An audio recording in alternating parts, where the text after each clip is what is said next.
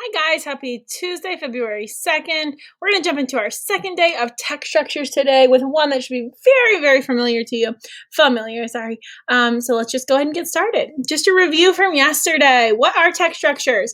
They are different ways that nonfiction writing can be organized, okay? We're really diving into that nonfiction aspect. Remember, that's our real stuff, our biographies, our autobiographies, our informational texts, things like that, okay? So we are really going to look into nonfiction and how it's organized so then we can start mimicking it in our writing. But we'll get there. No big deal. Yesterday, we talked about our first type of text structure, which was description. I know this is mind-blowing. Remember, this is when an author is trying to describe things for the reader. They're going to give us a lot of details. They're going to give us some things to really give us a mental picture, okay? The clues that we should be looking for, we should see a lot of descriptive words, also known as adjectives, okay? Characteristics and examples of things. The graphic organizer that we used yesterday was a web, okay? Today we're going to cover a new text structure, the one that you have definitely covered in the past, and that is compare and contrast, okay? I'm going to pause right here because I want you guys to remember that you should be opening up your guided notes that we started on yesterday, okay? If you go to your Google Docs, okay, which actually I'm just going to show you now. It might take me a minute to get back in here, but that's okay. So if I go to Google, I'm going to go here and I'm going to go, not to Docs. If you go to Drive, go to your Drive, and if it should be in your recent, okay, in your recent, so you can see I have a couple copies for each class, but you should see something here. If you can't find it, then just type text structure up here, and then you'll open it, okay? You guys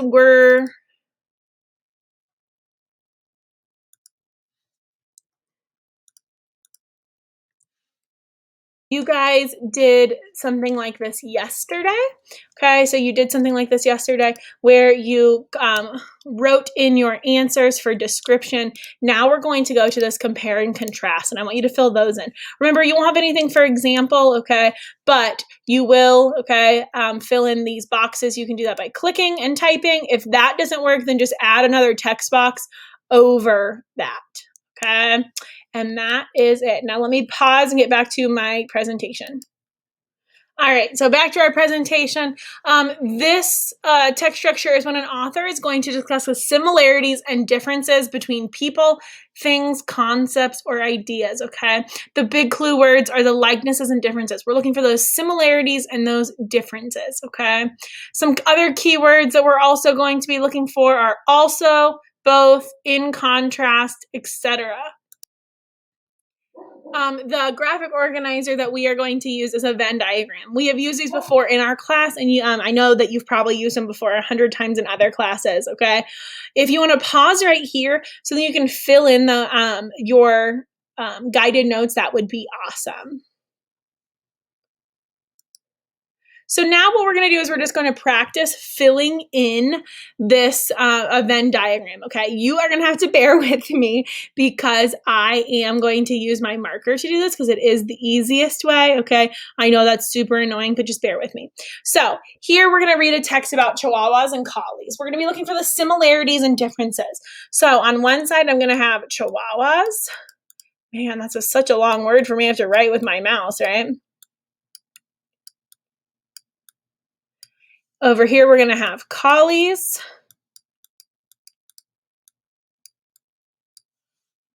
And then I'm going to change the color. In that center section, you're always just going to write both for me. You don't have to write similarities. I just like to write both. It's nice and short, okay? So we're going to be looking for the similarities. They're going to go here. The differences are going to go here. Let me change my color one more time so then it is easier on us. Chihuahuas and Collies are both popular dog breeds in the United States. Both breeds are great with children and protective of their homes. Chihuahuas are very small dogs and can be quite difficult to train since they are not usually very intelligent. By contrast, Collies are medium to large dogs and known for their great intelligence and trainability. Both dogs come in short and long-haired varieties. All right, so let's just circle, okay, some things that they have in common. So they're both popular dog breeds. I'm so sorry, my dog was barking, so let's just jump back into this. Chihuahuas and Collies are both popular dog breeds, okay? They're both great with children and protective of their homes, all right?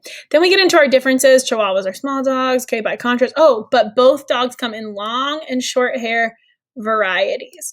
So those are the things that we'd put right here in both, okay? I'm not gonna write them for sake of time, but then let's do blue for collies, okay? Collies are medium to large dogs and are known for their great intelligence and trainability, okay? And then Chihuahuas will do in that red. Okay, that kind of looks pink, but Chihuahuas are very small dogs and can be quite difficult to train. Difficult to train since they're not usually very intelligent. That's horrible to say, isn't it? But these red things are going to go over here with Chihuahuas. The purple are going to go under both, and the Collies are going to be the blue things, okay? So that is how you do a Venn diagram, except you guys are actually going to fill it out, okay? I'm going to pause here because I'm actually going to fill it out. Let me just type it just so you guys can see exactly what it would look like. All right, so this is what it would look like then, okay? So the Chihuahua is very small, difficult to train, not smart usually. Let's go to Collies first. Medium to large, easy to train, intelligent. They are both popular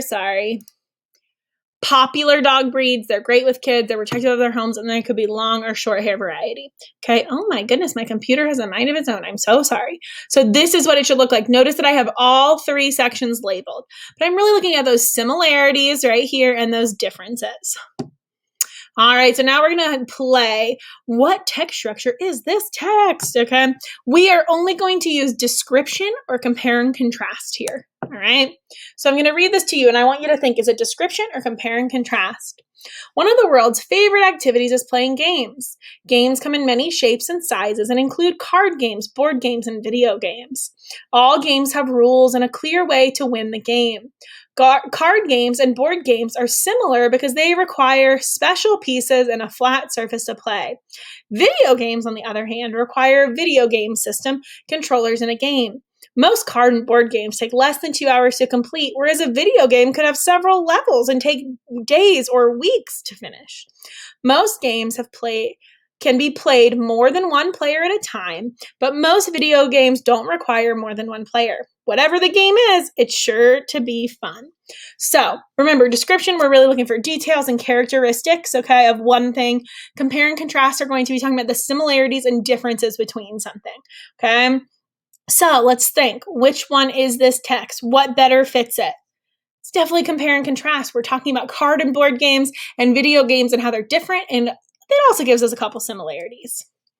All right, let's do the same for this one. If you ask me, the most perfect pizza has a thin crust, but not too thin. Even though I'm from Chicago, I prefer the New York style crust. Your perfect pizza might have tomato sauce on it, but mine has pesto on top of the crust. On the pesto, I'd like to see lots of cheese, a full layer of shredded mozzarella and Romano cheese. And on top of the shredded mozzarella, I'd like to see some slices of fresh mozzarella. Now, you might think I'm crazy for this one, but I'd really like to see some goat cheese in the crust. To top it all off, I'd like to see polka dotted with pepperoni slices. Now that's what I call a pizza pie. So is that more of a description? Are we looking at details for one thing? Or are we looking at compare and contrast, which would show us similarities and differences of two or more things? It's definitely a description, right? Let's do one more. The red-headed woodpecker, once common in parts of the United States, is a striking and easily identifiable bird. As its name suggests, the bird's head is a brilliant shade of ruby red. This woodpecker has bold black wings interrupted by a large white splotch toward the bottom of the bird's body. The bird's underbelly is plain white and seems dull in comparison with the rest of the bird. The red-headed woodpecker is a medium size in comparison with the other woodpeckers and features a standard pointed bill that is perfect for pecking delicious insects from trees. All right, description or compare and contrast. This one has a couple things that are going to try to throw you off. We see comparison and we're like, must be compare and contrast. But ask yourself, does this text do more of describing, or is it actually comparing and contrasting that red-headed woodpecker with something else? It's definitely just a description, okay?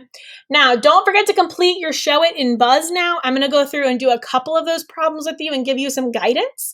So you might want to pause this and open up your Show It.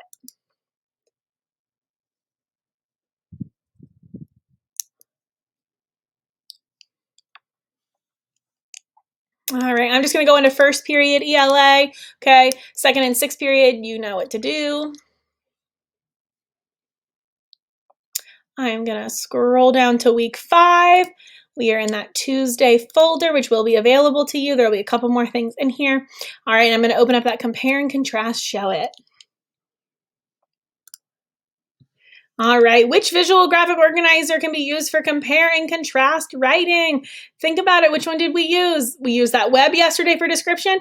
We used this Venn diagram for compare and contrast. What clues should you look for in a compare and contrast text structure? That the events are in order, that the similarities or differences of people, things, concepts, or ideas. One thing happened because of another thing happened. There are many adjectives or examples. Remember, we're looking for those similarities and differences. That's the key to compare and contrast. In compare and contrast writing, the author provides similarities and differences. It's all right here, okay? Make sure you do not capitalize anything. All lowercase, no punctuation needed, differences. It was the most beautiful, okay, so you're looking at what text structure is this paragraph, okay? It was the most beautiful banana split I had ever seen. In the middle of the bowl, there were 3 scoops of ice cream, chocolate, strawberry, and vanilla. On top of the ice cream was a banana and a thick web of chocolate and caramel sauces. A huge puff of whipped cream covered the sauces, and a handful of crushed nuts dappled the whipped cream. On top of it all was a cherry, but I've never liked the soggy squish of cherries. So I want you to ask yourself, is that more of a description or is it compare and contrast? Think to yourself, okay? I'm not going to give you the answer there. All right. Now I want you to read this paragraph. It is a different paragraph. And I want you to tell me, is it description or is it going to be compare and contrast? And then tell me how you know. Use evidence to support your answer. So the text structure is blank. I know this because blank, okay? Don't forget your evidence. That is the end, okay? Once you are done with this, make sure you do your daily editing, and that is it. If you email me and say, Mrs. Nugent, it is Tuesday, and I watched all of the video, I will give you a couple bonus points for a wheel spin. I'm just saying we are doing wheel spins in class today too for my kiddos that are in class Monday, Tuesday. For my Thursday, Friday kids, we will be doing that on Friday. For my virtual kids, we will be doing it at some point, so make sure you come to Zooms. If you have any questions, please shoot me an email or visit me at office hours. I will see you guys later.